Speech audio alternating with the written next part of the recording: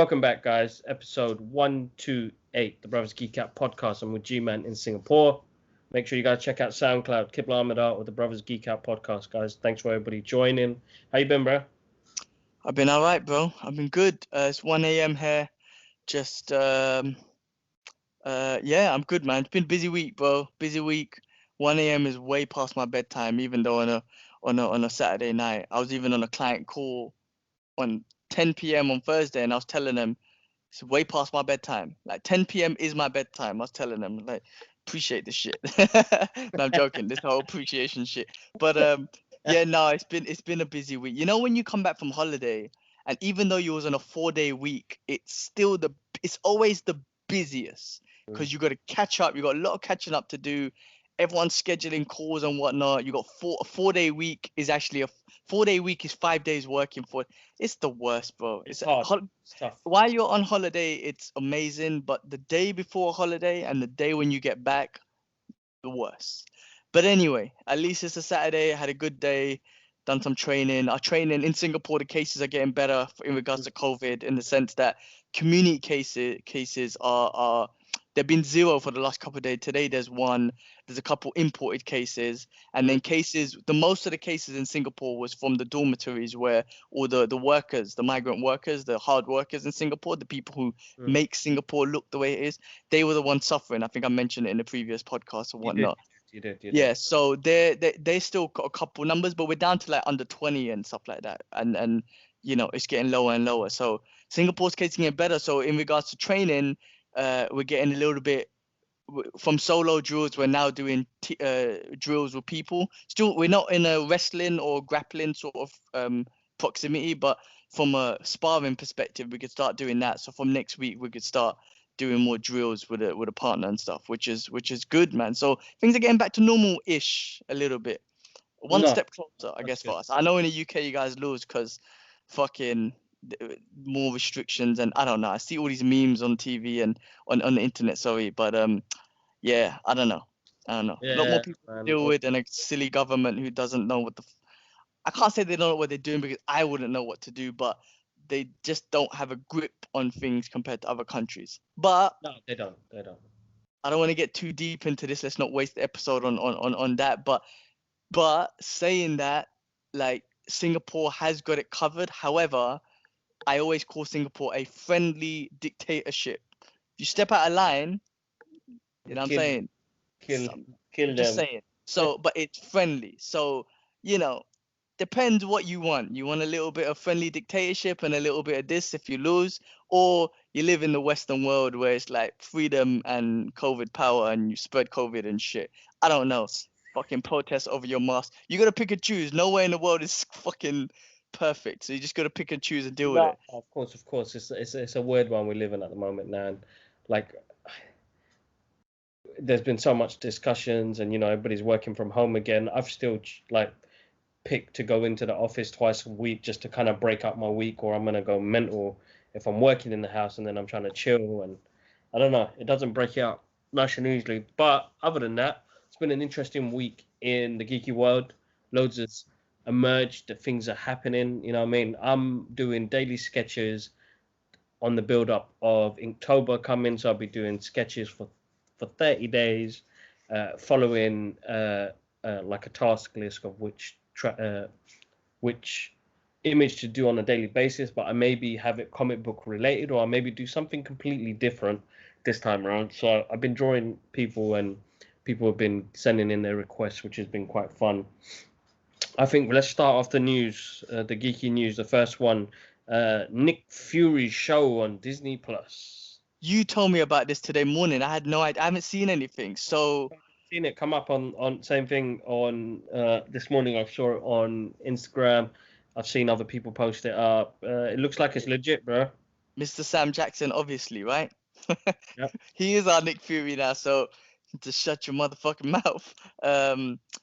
That's awesome, bro. I'm looking forward to it. Do you think they're gonna go back in time-ish to give a bit of story in his war? But the thing is, only thing I do not like about Nick Fury is the eye thing. They fucked that up with the cat. I think that was terrible. I think that was the worst thing ever they could have done to Nick Fury. But what do you think the show's gonna be about? Well, no, yeah, What do you want it to be about? a bit of the early stories. If it's going to be what they're going to do with like WandaVision, which we'll get on next because that got released as well. But listen, bro, Disney, Marvel, they know what they're doing. They're just going to grow the cinematic, Marvel Cinematic Universe even bigger now. Like, yeah, I think they're going to go with his beginning stories, or they could give us in between stories. You know what I mean? Yeah. Nick Fury's original story, was he in World War II as well? Or what In war the was he in? com- Vietnam or? in the comic books. Because I'm just wondering, because obviously in Captain America First Avenger, they didn't mention him or anything. So if it doesn't go that far back, maybe they could go to the Vietnam War. You know, That makes or maybe sense. That I makes much. guess so. They could do that. But then I was just about to say maybe they could get Punisher involved, but then that won't work because his story was a bit more of the Afghan war and that scene and whatnot. But I'll be interested. But Well, listen, Nick no, in the Fury, original comic books, it was about Vietnam. I know, but in the movie world, it's not, right? Yeah, yeah. But yeah, but what I'm saying is like it'll be interesting because you know what? I think there's a lot of character building they need to do with Nick Fury Yeah. because Sam Jackson's awesome. I fucking love him as Nick Fury, to be honest with you.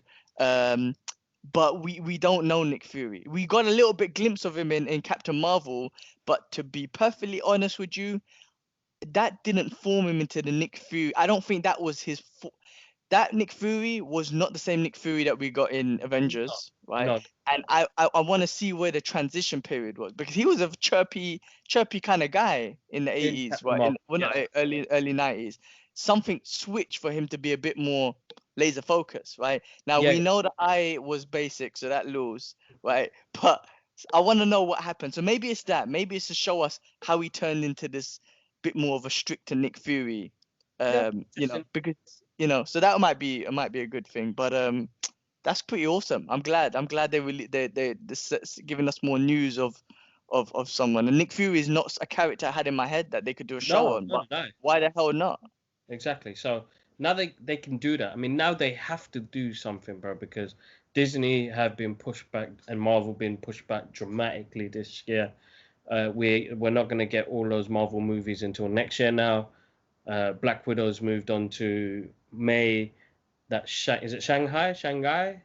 Shang-Chi. Shang-Chi, sorry, yeah, his one's not coming out a bit later. Eternals is coming on later on in the year. Winter Soldier and Falcon has been pushed into next year. So you Oh, can imagine everything we were waiting for this year. this year's a write-off, mate. Good. But they surprised us this week with a trailer for WandaVision. I am very interested to see what they do with this. It's based right after Endgames. I feel like they're going to go on the story of, her missing vision and her creating alternate realities. She is in the comic books an Omega level mutant. So it's going to be interesting on how they open this reality up and Do which you will go into Doctor Strange. You know what I mean? Well, that's what I was gonna say. Do you think in this show that they will introduce mutants? I'm not saying like introduce a character, but introduce her as be it alternate realities or her, because she killed in how was it House of M? She kills Half all of the them. mutants, or she does something But to all the she, mutants. bro, she basically reformats reality. Wow, it's mad. It's mad. So do you think they're gonna do something like that in this show? There's something about mutants in the show. Now they got the I rights think back. that's definitely going to be they're going to have to. It's got to be a way because even in Winter Soldier and Falcon, they go to a place Mm-hmm. where Wolverine in the comic books hid as a bartender and he had an eye patch and all of that. This is like the comic book stuff where he went missing for a bit after the Second World War, or I think it was second or the Vietnam War. But that's what another thing I was gonna say. Sorry, hold that thought. Yeah. Sorry. The Nick Fury show, going back, that's what I was gonna say. Like, if he was in World War II, do you think they would have a clip with him and Wolverine? Do you know what I'm trying to say? Like, they got a lot of connection they could do with Nick Of Fury. course, of But course. I don't know if they're gonna take him back to World War II because they didn't put Cap and they didn't put him in Cap. But yeah, no, yeah, yes, that clip that I you're talking think about, no, Winter I think Vietnam War would be perfect. That's a good and put age area. Wolverine in there, right? And put Wolverine. I don't know why I keep thinking of him, but he's been in all the fucking wars. Put him in there, man. Yeah, exactly. So, no, it'd be interesting to see where they go with that. I'm looking forward to seeing what they do. The trailer looked awesome. It'd be good to see them on the screen again as well. I mean, I'm upset that we didn't get Winter Soldier and Falcon soon enough because, Anthony Mackie, when he talks about the show, he's like, this is movie level productions, you know what I mean? Like each show is a movie budget. So I'm excited to see that. Crazy. You know what? Funny. I read a quote from Robbie Downey Jr. Today morning, which made so much sense to me. It's like nobody will ever go to the cinema or watch a movie that's 9 hours long, right? Correct. But if you make that into 9 episodes, 1 hour per episode, people will sit there all Sunday and binge through 9 hours. Like, what's the Exactly. difference? How crazy is that? Like, you want to watch a whole 9 hour movie, but you will watch 9 hours just because it's split into episodes. What Yeah. that the end of an episode and a new one, what kind of gives you a mental refresher? What like? Yeah, of course. I think I don't know if that's true, but I would watch a 9 hour Endgame movie No, same personally. here. Definitely. Same here. Moving on, Chadwick Forever. Disney America, they put up one of their artists' artwork of Chadwick Boseman and a kid doing Wakanda Forever, which is absolutely amazing. So amazing memorial for him at Disney World, which is amazing. And the artist must be chuffed as well that they used his artwork to put that up there. A couple of birthday shout outs to Big Will Smith. It was his birthday, and shout outs to the man who believed you could fly. Actually, it didn't work like that. How to say? When you watch this movie, you'll believe a man can fly. Christopher Reeve's birthday as well. Christopher Reeve, it was his birthday. Another inspiring dude that wore the cape and has embedded people's head when they see Superman, they see him. What else has been happening? Have you seen? Is it Ilona Holmes yet on Netflix? No, what's that? Oh, Bobby Brown. Yeah. I haven't seen it. No, I've seen the trailers. Is it good? I'm not No, really it looks interested, but good. it's good. I want to see it. It's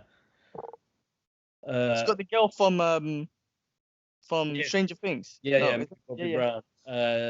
I spoke to Ati before, and she was like, "Yeah, it's actually really good. It's just like the other movies and stuff like that." So definitely, I'll check that out later on. It's a Sherlock Holmes story then, yeah? Yeah, well, it's based on a book where it's based on his little sister or something like that.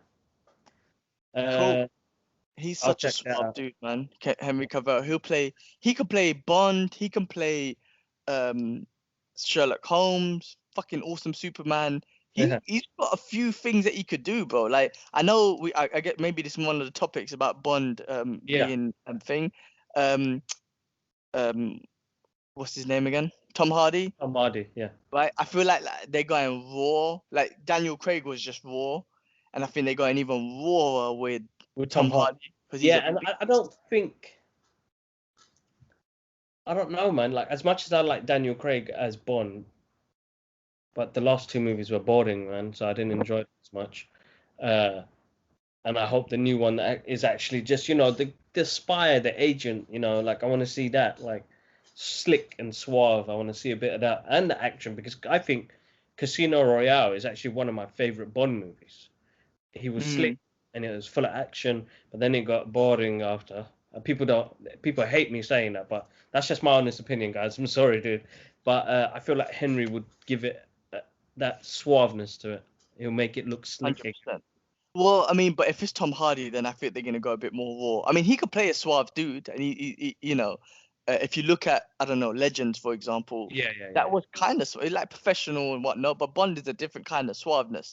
I don't know Yeah. if you could put it. To be honest, listen, Idris Elba would have made it suave again. Like now, Yes, that's I right. don't know the political shit behind having a black Bond. I personally wouldn't mind. Like I like the way Daniel Bernard talks about you can never have a black Batman because of the riches that Batman comes from is white wealth, right? So I love the way he justifies that. I don't know the background of James Bond to make that same sort of thing. I wish Daniel Bernard would talk about it just so I can understand it a bit better. Who's Daniel Bernard, bro? My bad. What's the name again? Mark Bernard. Mark Bernard. Fuck it. My Daniel bad. Bernard. I don't know why I keep saying so basic. Mark Bernard. Basic. Anyway, he won't be watching this. But I love the way he explains it. But yeah, like with a black Bond, does it really have a historical does Bond really need to be white anymore? Is there some kind of like, is there some kind of history there, or is it just an agent? Because if it's just an No, agent it's an with agent, the bro. name, Double then he could Double be O is an a agent, black so Bond. it could be anybody. Yeah, yeah. It could be a black. It could be an Indian Bond, bro. Put. Double O, that's a different race in the new Bond coming out soon. So, and a What's that? female as well.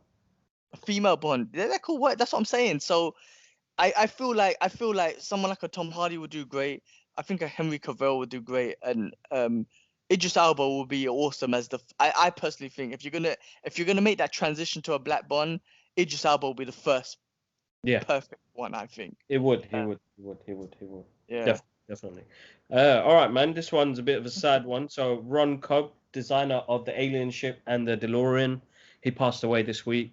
83 years old. He left a legacy of designing all of this stuff that we love from the 80s, bro. When it came to vehicles, sets, his schematics and artwork was just absolutely amazing. And he created something that has lived on forever in my lifetime. That he created this ugly bucket steel car into the time machine DeLorean, which has been stuck with me for my lifetime. So he passed away, which was pretty sad in a way, man, because you're kind of thinking you're losing. We're coming to that age now where we're going to lose some of these great guys that inspired my artwork or the way we see reality as well, because they were creative on the next level. Now everything's kind of like CGI and graphics and technical drawings, where they were there like, looking at this car getting moist, trying to sketch it out to make it look even more amazing. You know what I mean?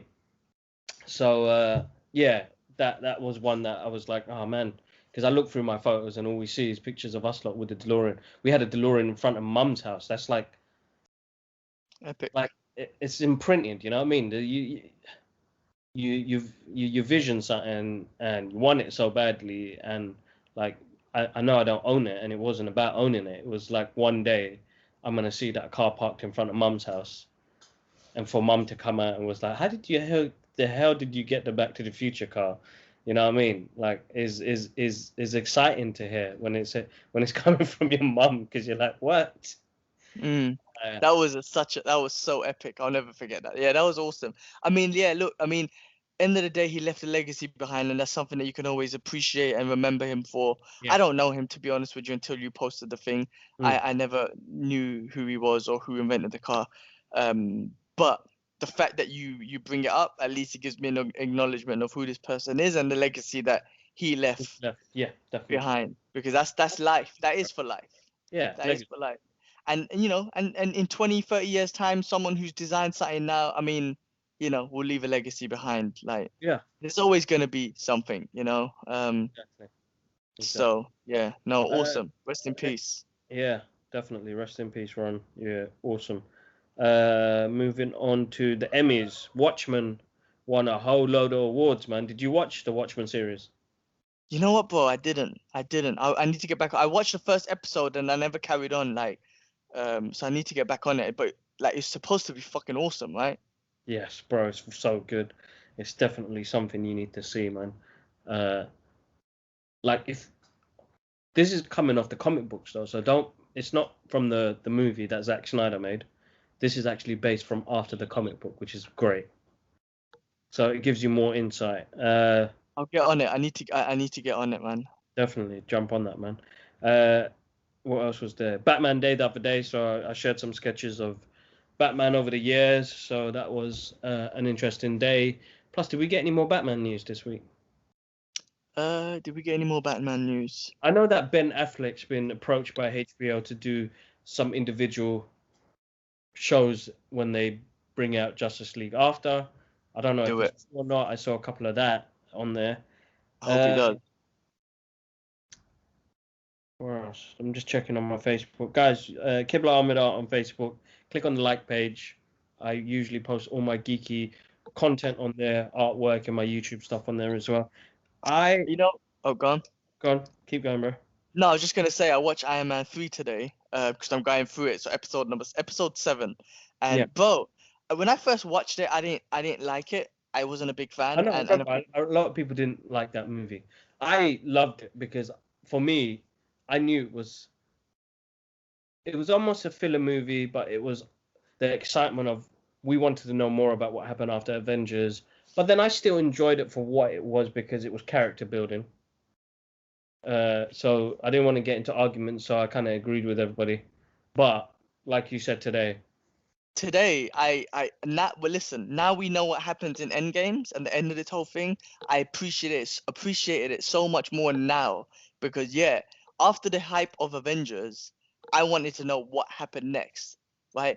But they are so smart at Marvel, honestly, that they were thinking 10 years ahead, obviously, right? So they use this movie, yes, as a filler movie, a little bit of what happened after the Avengers because he had these panic attacks and whatnot, but it was so character building. And this was the last Iron Man movie. So this was the last opportunity to just focus all the character building on him, right? Because the other ones, they did all, Civil War and all the other ones, Spidey, they did character build a little bit, but this was the last opportunity to really character build and take Tony Stark to that next level, which was, take out this. He didn't need that anymore. He kind of like made peace with all of that and everything. yeah, The outright chat. So, but and it is such a funny movie. It's so much funny scenes. Rhodey was really built up in this movie too, so he was a big part of future movies, and he was hilarious. And like they really pushed him as well. they did. I'm still like the Mandarin and whatnot. I still think they kind of lose on that a little bit, but watching it today, I was like, oh shit, like episode 7, let's just watch it. I'm watching it with a friend, I'm taking her through it.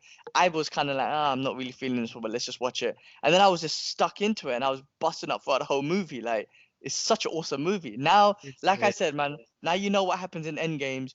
I'm just so much more appreciative of this movie specific. So awesome movie, man. Fucking loved it, man. It's great. It's great. So I'm still coming to the end of it. I've still got Endgames and Spider-Man to watch, but I watched Infinity War and Ant-Man. Now, Infinity War I think is a great movie out of the Marvel Cinematic Universe. It's actually a really crucial big part of the movie.